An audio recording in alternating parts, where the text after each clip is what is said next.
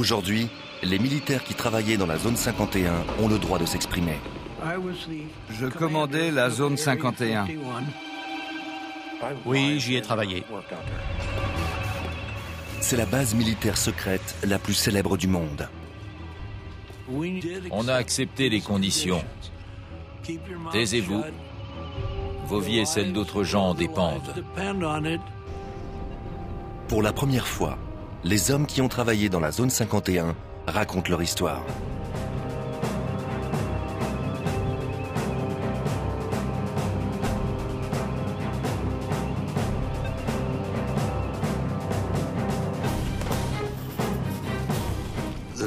Il y a eu beaucoup de désinformation, mais elle a été alimentée par la curiosité naturelle des gens. Quand on ne sait pas ce qui se passe, on a envie de le découvrir.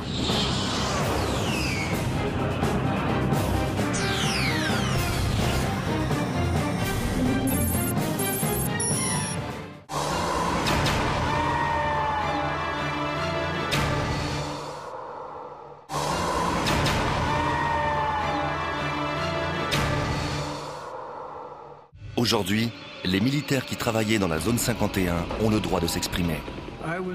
Je commandais la zone 51. Oui, j'y ai travaillé. C'est la base militaire secrète la plus célèbre du monde. On a accepté les conditions. Taisez-vous. Vos vies et celles d'autres gens en dépendent. Pour la première fois, les hommes qui ont travaillé dans la zone 51 racontent leur histoire.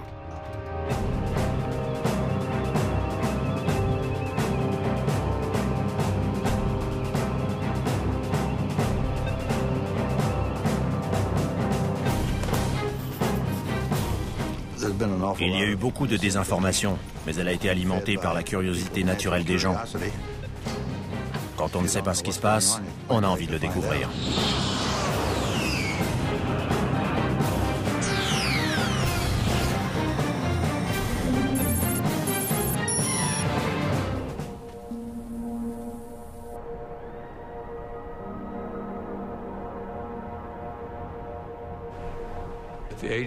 La CIA n'a jamais admis et n'admettra jamais que la zone 51 existe.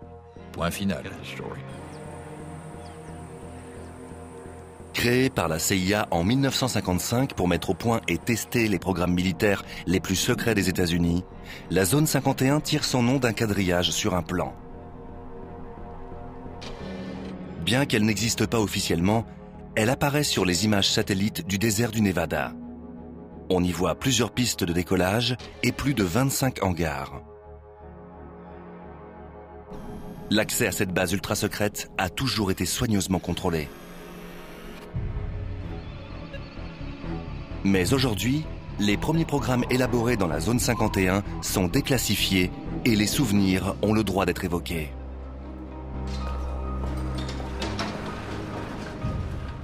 C'était une vraie guerre froide. À l'époque, des bombes nucléaires étaient pointées vers toutes les grandes villes. Il y avait deux adversaires et on se demandait lequel cognerait le premier. Très souvent, la démocratie doit céder le pas à un contrôle militaire rigoureux afin de permettre au pays de survivre. On adhérait tous à cette idée.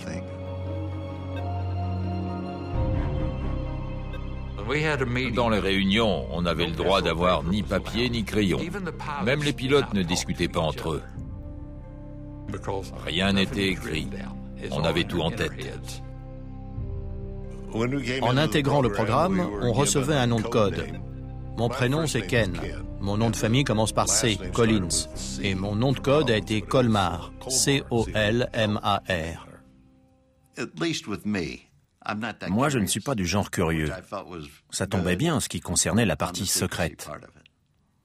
Quand je n'ai pas besoin de savoir, je ne pose pas de questions.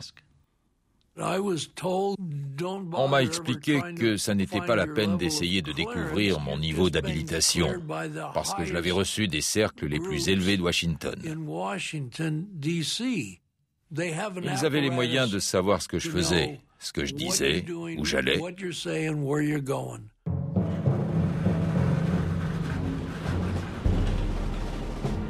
La base est construite autour d'un lac asséché, Groom Lake, un endroit qui offre des avantages évidents. On avait besoin d'un endroit pour atterrir en provenant de n'importe quelle direction, selon le sens du vent. Et comme le lac était rond, il convenait parfaitement. En plus, il était abrité par le relief accidenté des alentours, donc il n'était pas très visible. Lisse comme du verre. C'était incroyable.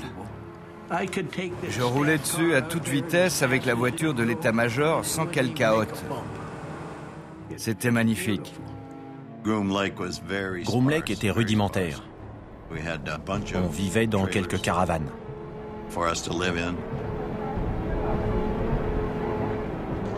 Il y avait un bâtiment polyvalent où on mangeait. Et il n'y avait ni télévision, ni radio. Il n'y avait pas de femmes. Il y en a eu une qui appartenait au service financier de la CIA et qui a passé une nuit sur la base. C'est la seule dont j'ai entendu parler. Paradise Ranch a été le premier nom donné à cet endroit. Les autorités pensaient que ça atténuerait son austérité, que ça convaincrait les gens que ça n'était pas aussi terrible que ça en avait l'air.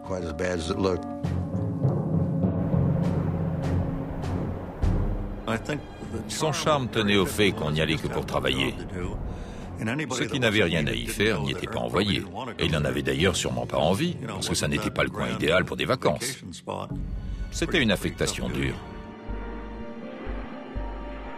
La CIA a besoin d'hommes d'une trempe particulière. On faisait un filtrage pour avoir des soldats discrets. La sécurité a éliminé un grand nombre de gens qui étaient un peu frimeurs. J'allais recevoir ma première habilitation et je suis allé au cinéma pendant que ma femme allait faire des courses avec ma mère. En plein milieu du film, une femme est arrivée, jeune, à peu près mon âge. Elle m'a demandé si j'habitais à Las Vegas, depuis combien de temps j'y étais, ce que je faisais comme métier. Mais mes réponses ne lui ont pas plu, et au bout d'une demi-heure, elle est partie.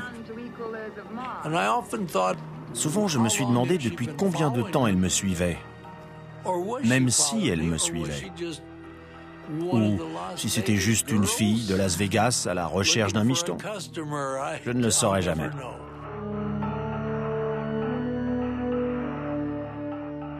On ne nous a absolument pas dit de quoi il s'agissait. On nous a simplement dit que c'était extrêmement sensible et qu'il ne fallait en parler à personne. Les entretiens ont lieu dans des chambres d'hôtel.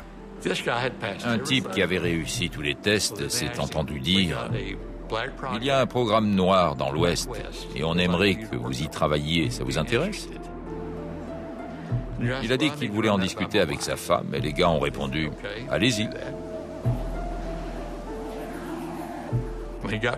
Quand le type est revenu à l'hôtel, ils avaient fait leurs valises et il ne les a jamais revus. Dire qu'il voulait demander à sa femme s'il pouvait travailler sur un programme noir, ça lui a été fatal. Il n'a pas eu droit à une deuxième invitation.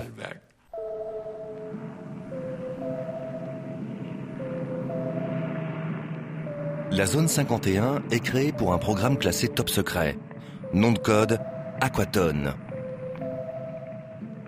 En 1955, des membres de la CIA, de l'US Air Force, l'armée de l'air américaine, et un département secret de l'avionneur Lockheed commencent à travailler à Paradise Ranch.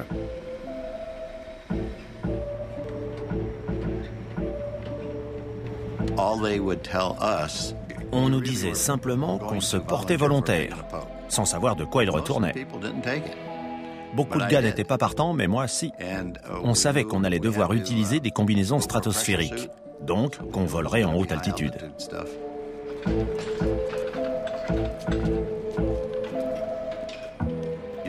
Sans pressurisation, au-delà de 50 000 pieds, le sang se met à bouillir.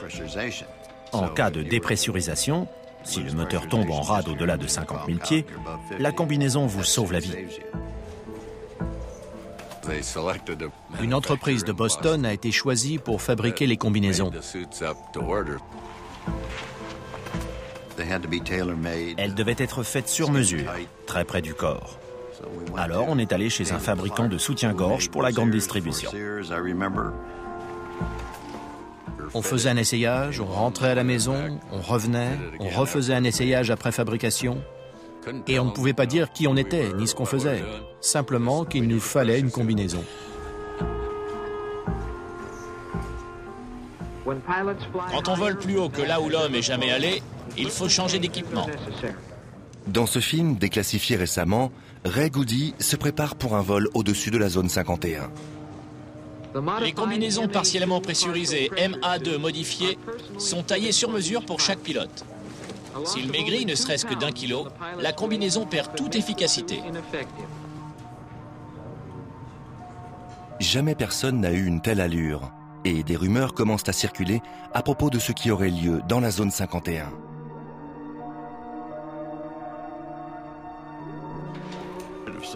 C'était tellement secret que j'ai ignoré où se trouvait la base jusqu'à ce que j'y aille. Et je me suis demandé où j'avais mis les pieds. Les participants au programme ne savaient pas tout. Par exemple, les mécaniciens ignoraient ce qu'on faisait en l'air.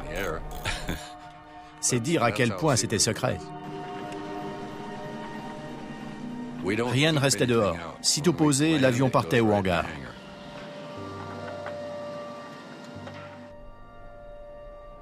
Ces hommes testent une des armes les plus importantes de la guerre froide. L'avion espion U-2. Il n'y avait pas d'avion d'entraînement, pas de biplace, pas de simulateur. L'U-2 est équipé d'appareils photo haute résolution conçus pour monter à près de 70 000 pieds afin de prendre des clichés depuis la limite de la stratosphère. Au moment où la course aux armements s'intensifie, l'U-2 est le meilleur espoir de surveiller l'arsenal sans cesse croissant de l'URSS. Mais il impose des efforts énormes aux pilotes qui sont obligés de respirer de l'oxygène pur pour survivre à de telles altitudes. Certains étaient ravis parce qu'ils allaient prendre une bonne suée. Pas moi. Je préférais dormir, bouquiner ou réfléchir à ce que j'allais faire. Parce que certaines missions n'étaient pas simples. Il fallait voler dans des conditions précises pour qu'elles réussissent. Le moindre kilo supplémentaire risque de réduire le plafond de vol de l'U-2.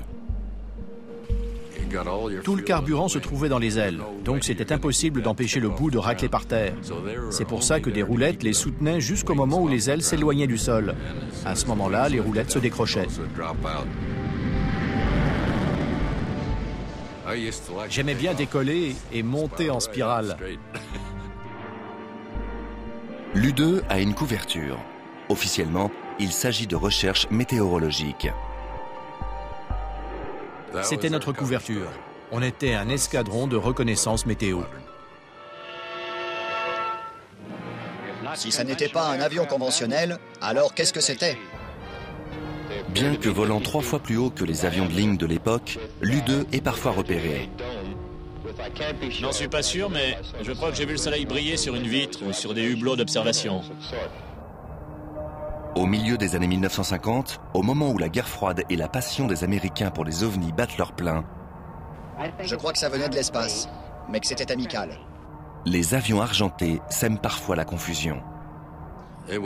Ils étaient en aluminium pur et ils avaient l'allure d'une étoile brillante au firmament. Les pilotes ont ordre de tout nier, même auprès des contrôleurs aériens. Des histoires couraient au sujet de trucs qui volaient en altitude. Les contrôleurs appelaient, mais en vain. Ils ne recevaient que des explications évasives. Je rasais la frontière canadienne quand un contrôleur m'a interrogé sur mon altitude. Ses renseignements étaient très précis, mais je lui ai répondu « Non, faites réviser votre matériel. Ce n'est pas mon altitude. » En 1957, ces vols officieux sont à l'origine de la moitié des observations de soi-disant ovnis. Mais ça n'est rien comparé à ce qui s'annonce.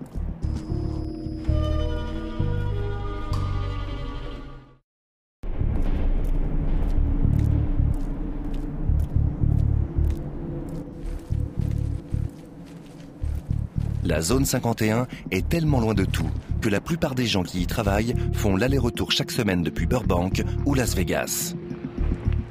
Normalement, ma famille dormait quand je me levais. Le lundi matin, je me levais tôt pour prendre l'avion qui décollait généralement vers 8 heures. On n'a même jamais su quel itinéraire on prenait pour y aller. C'était devenu une blague. Une semaine, on volait avec des bons, l'autre avec des poulets. On ne savait jamais ce qu'il y avait dans la soute de l'avion qu'on prenait. Quand on descendait du Lockheed Constellation, on passait au contrôle qui vérifiait qu'on avait notre insigne, qu'on était bien celui qu'on disait être. C'était la routine, et la sécurité était très efficace. Jim Friedman faisait l'aller-retour quotidiennement. J'avais 3 enfants, mais quand on leur demandait à l'école « Qu'est-ce que fait ton papa ?», je leur disais de répondre que je réparais des téléviseurs. Ma femme était tellement occupée à élever les enfants, à les préparer pour aller à l'école, qu'elle ne s'intéressait pas trop à ce que je faisais. D'autant qu'elle savait que je tripotais beaucoup la télévision.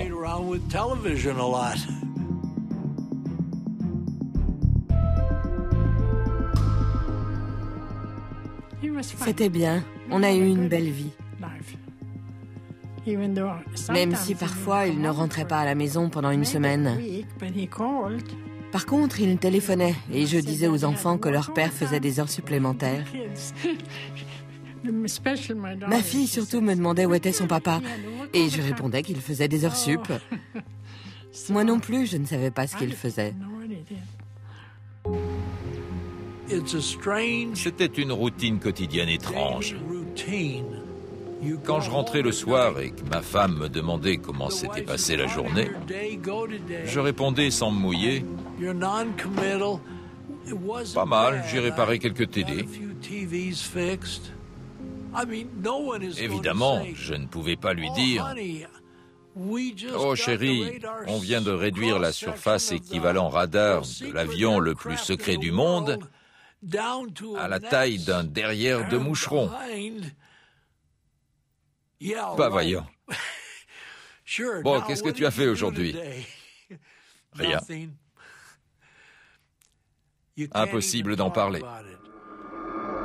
Faisons face sans paniquer à la réalité de notre époque. Au fait que des bombes atomiques puissent tomber sur nos villes. Cette obsession du secret est alimentée par la paranoïa de la guerre froide et la peur omniprésente que l'Union soviétique détruise les États-Unis. Les deux camps se soupçonnaient mutuellement. Ils avaient peur d'être balayés par une première frappe nucléaire.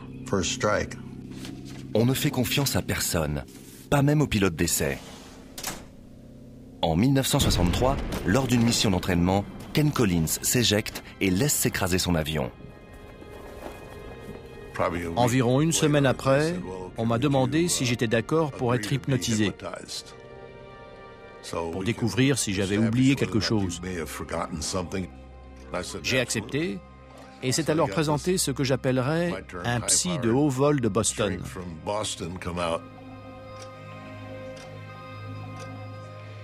Il n'a pas réussi à m'hypnotiser. Il était assis face à moi, on discutait, je ne bougeais pas, mais ça n'a pas marché. Quelques jours plus tard, le médecin navigant de Lockheed est venu me demander si j'acceptais qu'on m'injecte du pentotal. J'ai répondu que j'en serais ravi. J'ai dit à ma femme que j'allais travailler chez Lockheed. Elle m'a dit « Mais on est dimanche, tu ne travailles jamais le dimanche ». « Oui, mais là, c'est particulier ». Elle m'a dit « Très bien ». Vers 18 h, des gars m'ont ramené chez moi et le pentotal me faisait encore de l'effet. Ils m'ont fait asseoir sur un fauteuil dans le salon. Ils ont dit au revoir et ils sont partis. C'est tout ce qu'ils ont dit. Ils n'ont pas adressé un mot à ma femme. Ils lui ont juste donné les clés de la voiture. Elle était en colère parce qu'elle croyait que j'étais allé picoler avec eux. En fin de compte, la conclusion a été que tout ce que j'avais raconté correspondait à ce qui s'était passé. Lorsqu'une bombe de ce genre explose au sol ou juste au-dessus, Le gouvernement américain, qui travaille à toute vitesse pour mettre au point des armes toujours plus puissantes, a choisi d'installer sa base secrète à côté de son centre d'essai nucléaire. Mettez vos lunettes. C'était en plein milieu du terrain d'essai nucléaire du Nevada.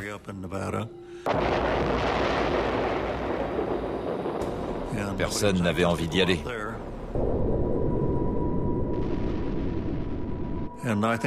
Cette discrétion a été capitale pour accomplir ce travail dans le plus grand secret. Mais comme plus de 450 explosions nucléaires ont lieu entre 1955 et 1968, l'endroit présente quelques défauts.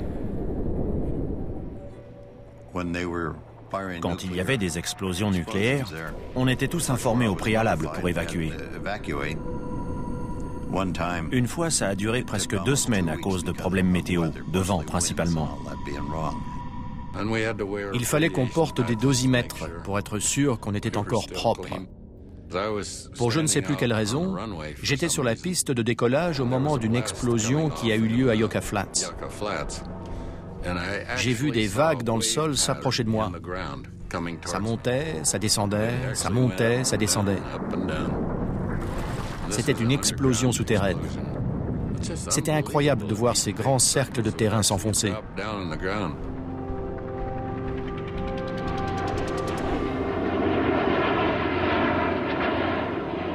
En pleine guerre froide, les États-Unis craignent que le programme à l'origine de la création de la zone 51, celui de l'U-2, ne soit à portée des missiles soviétiques.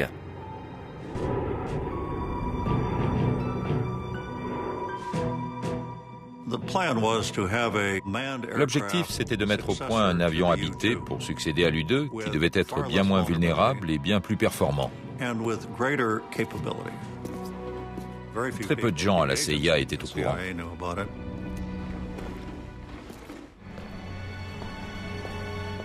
À la fin des années 1950, la base s'occupe d'un nouveau programme classé top secret. En 1958, j'ai commencé à travailler sur l'Oxcart.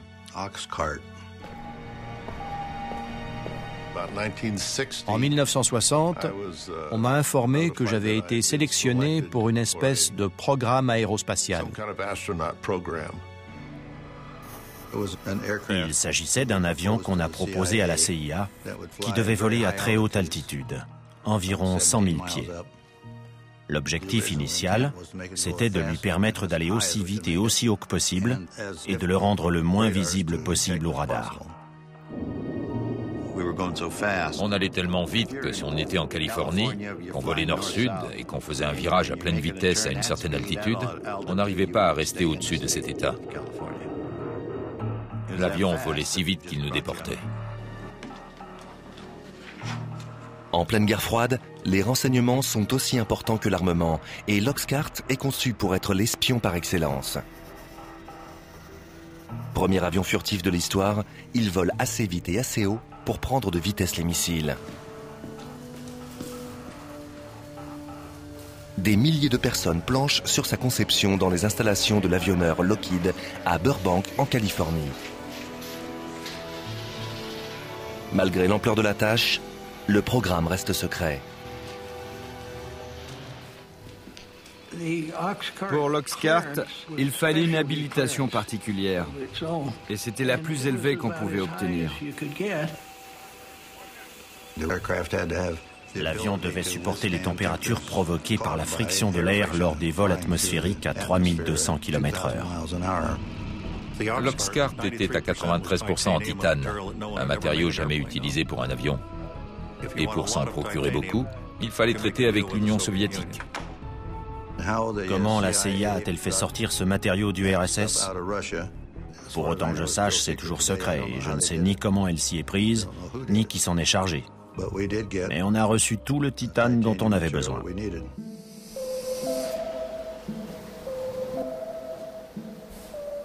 Une fois prêt, le prototype doit être acheminé de la chaîne d'assemblage californienne à la zone 51.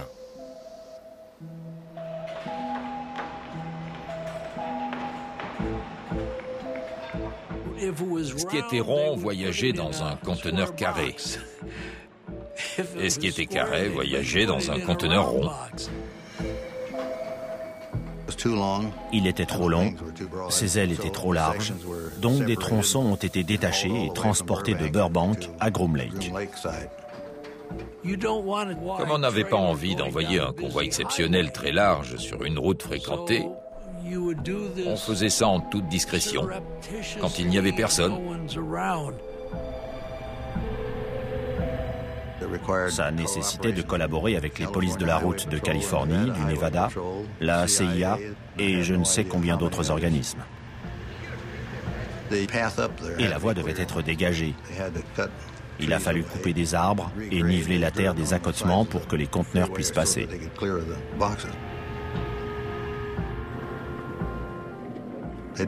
Tous ces gens n'avaient pas besoin de savoir ce qu'il y avait dedans, simplement qu'il fallait les protéger et que tout reste secret. Le convoyage jusqu'aux installations de Groom Lake a été une entreprise énorme.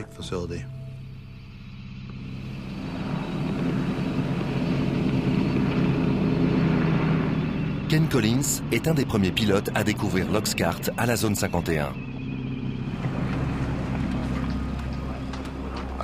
Je suis allé jusqu'à la base et l'officier opération m'a demandé si je voulais voir ce que j'allais piloter.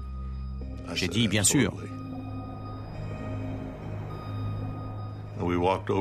On est allé jusqu'à un hangar. Il y avait très peu de lumière.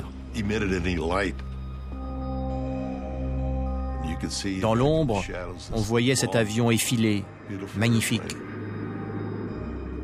étonnant, qui faisait penser à un vaisseau spatial.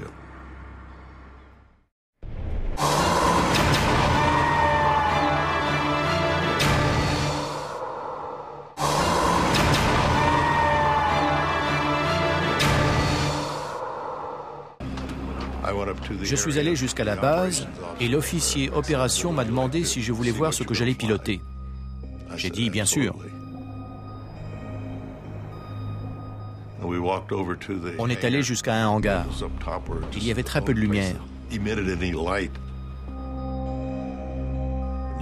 Dans l'ombre, on voyait cet avion effilé, magnifique, étonnant, qui faisait penser à un vaisseau spatial. Dans la zone 51, près de 2000 ouvriers s'efforcent de mener à terme le programme Noir. Il y a beaucoup de choses que les gens n'ont vraiment pas besoin de savoir. C'est pour ça que la zone 51 est devenue si mythique. Personne ne sait ce qui s'y passait.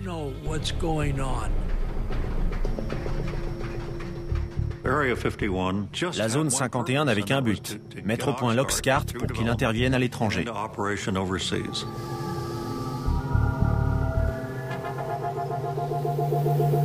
L'essentiel des renseignements concernant ce programme sont restés classifiés pendant des décennies et on connaît mieux son célèbre successeur, l'emblématique SR-71 Blackbird. Mais aujourd'hui, on commence à en savoir un peu plus sur l'Oxcart. Il a été le premier avion furtif de l'histoire, conçu pour être quasiment invisible aux yeux des radars ennemis.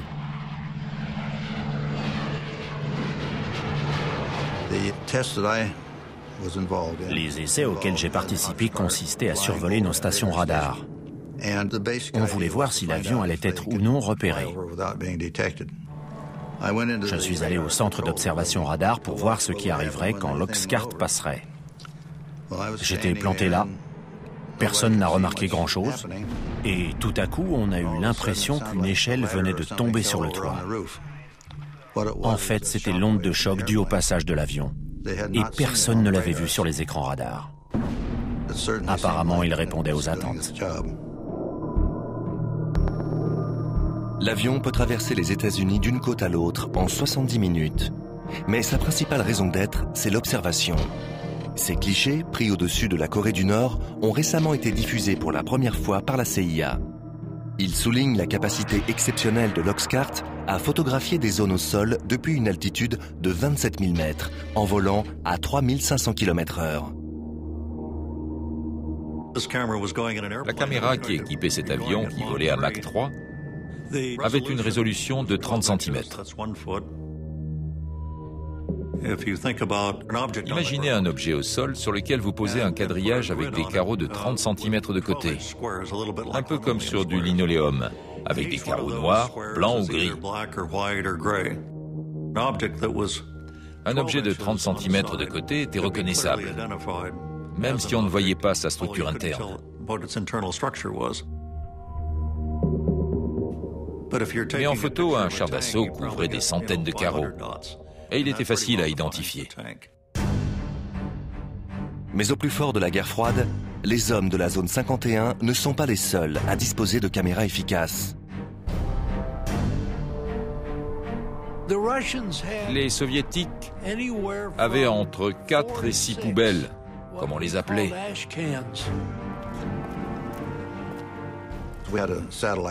On avait un système de surveillance qui nous alertait des heures de passage de ces satellites.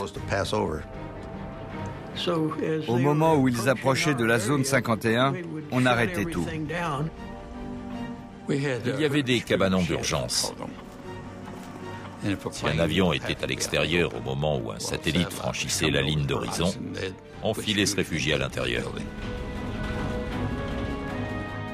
Mais il faut parfois laisser en place une maquette pour tester ses capacités furtives. Et les soviétiques, espionnant depuis les airs, ça ne va pas sans poser de problème. Quand un avion était sur son pylône, il était très difficile à maquiller à l'attention des satellites. Mais la sécurité a pensé qu'on ne devait pas les laisser l'observer. On n'avait pas d'autre solution que de descendre la maquette de son pylône, de la remiser dans le hangar et de la ressortir.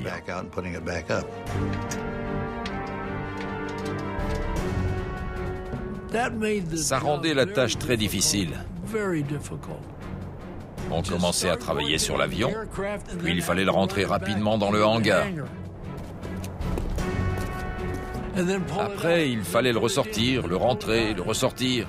C'était toute une histoire. Malgré ces efforts, des agents de renseignement découvrent que les soviétiques ont un dessin de la silhouette de l'avion et qu'ils peuvent le détecter.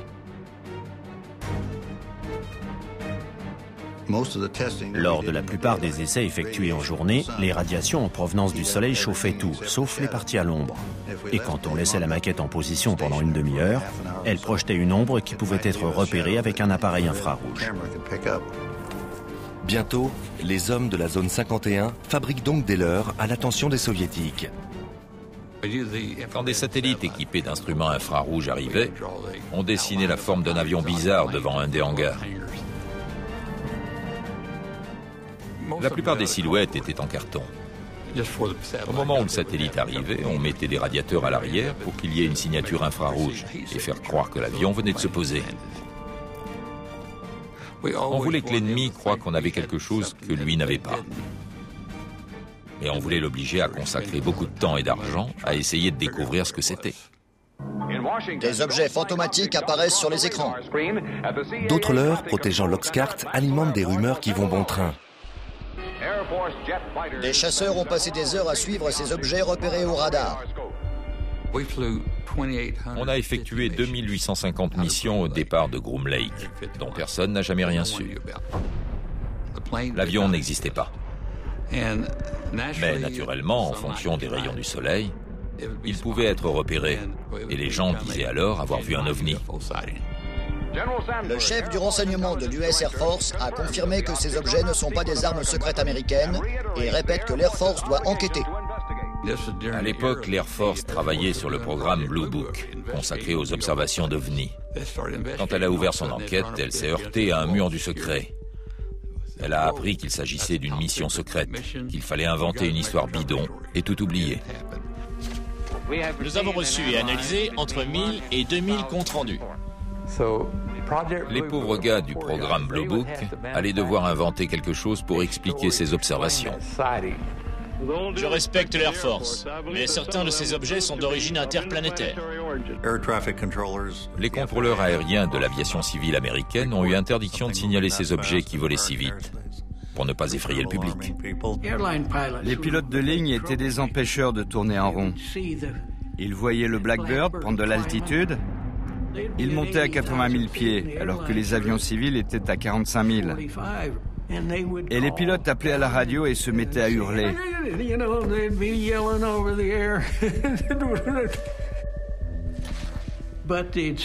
Mais ils le repéraient. Et les passagers le repéraient aussi. Donc le FBI allait les trouver là où ils avaient atterri. Et on leur faisait signer une déclaration les obligeant à ne pas révéler ce qu'ils avaient vu.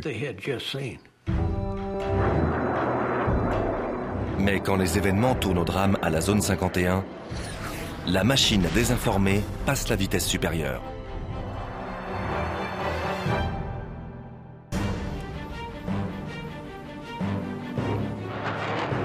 Ce n'est que des dizaines d'années plus tard qu'une mésaventure est finalement révélée.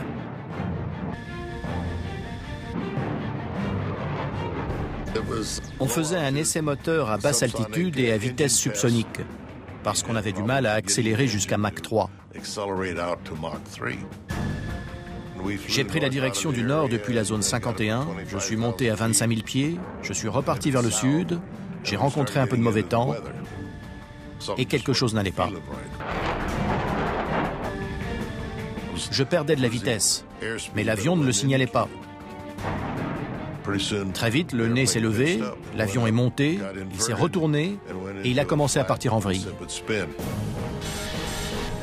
C'était fichu. Je me suis éjecté et je suis parti vers le bas, puisque je volais à l'envers. Ken a pris la bonne décision. Mais sur le moment, ça me faisait vraiment mal de m'éjecter d'un aussi bon avion.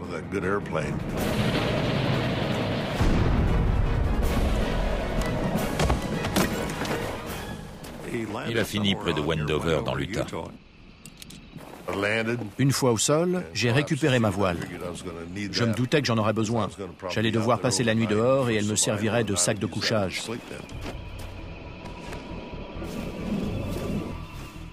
Ma checklist s'était déchirée et j'ai ramassé les pages que je trouvais. Elles étaient toutes classifiées et estampillées du tampon secret. Je crois que je les ai fourrées dans mes poches. Une camionnette brinque-ballait au milieu du désert. Dedans, il y avait 3 types.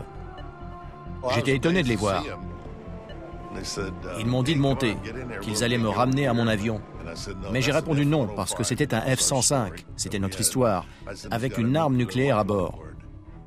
Ils m'ont dit, vous feriez mieux de monter alors, on va pas traîner ici. J'ai grimpé à l'avant et on s'est entassé à 4.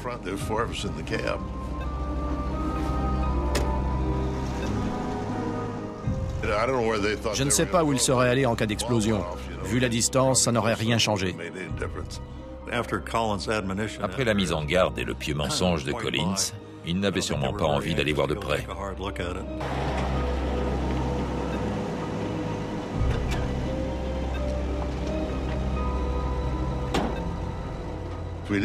On avait un numéro de téléphone d'urgence. J'ai appelé, je me suis identifié. C'était tout ce que mon interlocuteur avait besoin de savoir. Et j'ai dit où j'étais.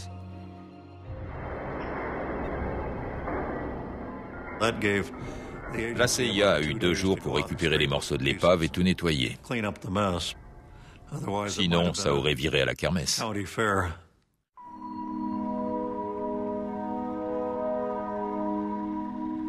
C'est la première fois que des photos montrant les efforts entrepris pour assainir l'endroit sont dévoilées.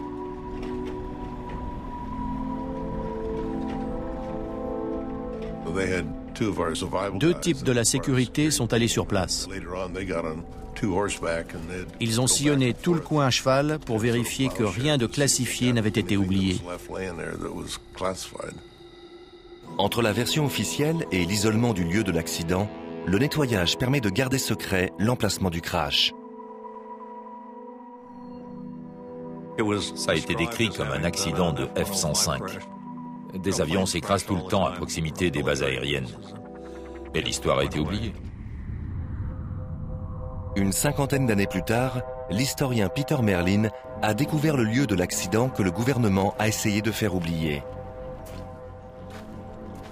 On arrive au champ de débris. Dans le cadre du nettoyage des lieux, les gros morceaux ont été découpés au chalumeau et rapatriés à la zone 51 par avion cargo. L'historien a fouillé le désert en s'appuyant sur des documents déclassifiés. Voici une note de service secrète de la CIA. Toutes les traces de 123 ont été transportées depuis le lieu de l'accident. Mais il reste toujours quelque chose sur le lieu d'un accident. Cette pièce faisait partie de l'aile. A, c'est pour A12, W pour L et 667, c'est le numéro de dessin. Celle-ci vient du poste de pilotage et elle porte le cachet d'inspection. Voilà le cratère laissé par l'impact. Il y a du titane partout. En voilà un gros morceau. Il est épais. Ici, l'arrière du fuselage a percuté le sol. Et de chaque côté, on voit les trous creusés par les moteurs. Il y en a un ici. Je suis au milieu. On observerait la même chose aujourd'hui si un des avions secrets de la zone 51 s'écrasait. Les mêmes mesures de sécurité seraient certainement prises et on nous servirait une histoire bidon.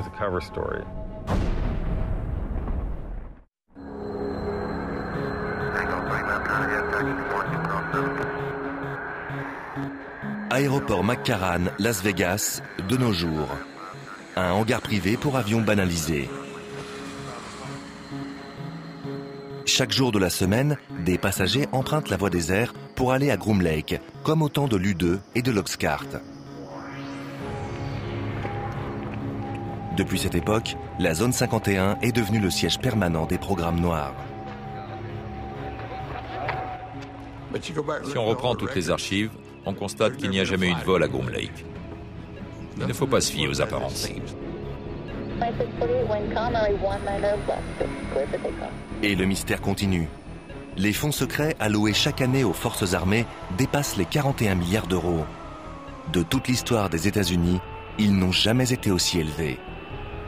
Même ceux qui jadis ont tant sacrifié pour la zone 51 ignorent tout de ce qui s'y trame aujourd'hui. J'aimerais bien savoir ce qu'on y fait, mais je l'ignore. J'ai même entendu dire que la zone 51 était un leurre pour cacher des endroits encore plus secrets. Je ne sais pas, je ne peux pas le confirmer.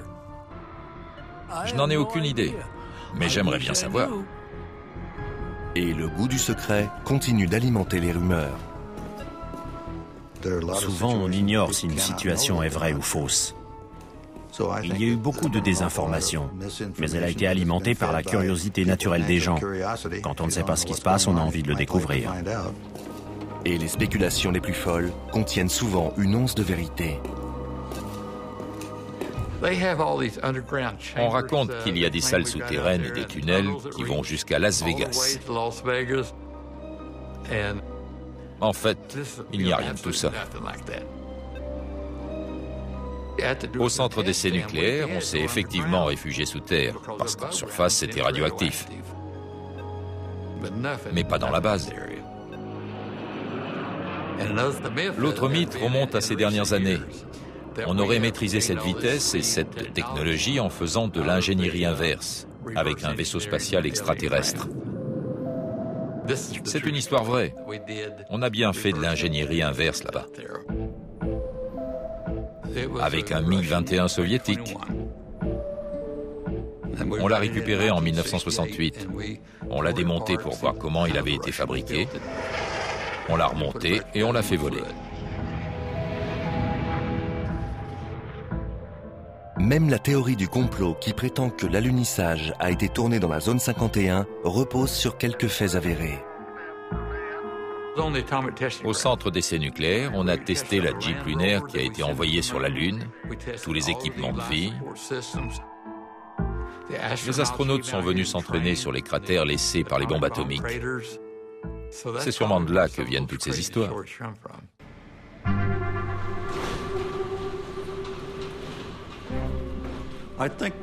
Les gens qui se sont investis dans les programmes Oxcart ou U2 ont accepté le fait qu'ils ne seraient peut-être jamais rendus publics. Pour eux, c'était une espèce de secret de famille, et ils étaient prêts à l'emporter dans leur tombe. Ça a été un grand honneur pour moi d'accomplir ce travail, parce que ça veut dire qu'on m'a vraiment fait confiance, alors que je n'étais qu'un gamin de la campagne. On a fait confiance à des gens comme moi qui ont travaillé là-bas.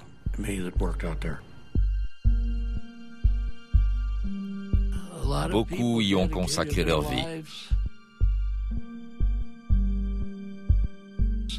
Certaines familles ont éclaté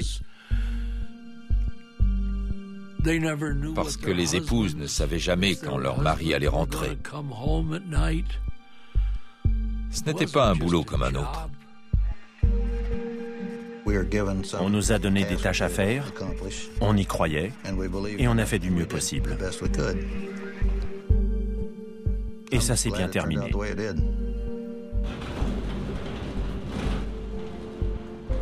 Mais lorsqu'on aborde ce qui s'est passé dans la zone 51, la seule chose dont on soit sûr, c'est qu'on ne saura jamais tout. Je ne vous ai dit que 5% de ce qui s'est passé.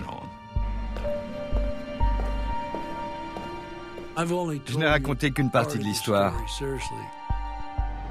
La zone 51 gardera encore quelques mystères. Et il existe un secret qui perdure depuis des milliers d'années. D'ailleurs, c'est aujourd'hui plus un mythe, une légende, qu'un véritable secret. Et si des extraterrestres étaient déjà venus sur Terre il y a très longtemps? Des preuves scientifiques iraient dans ce sens.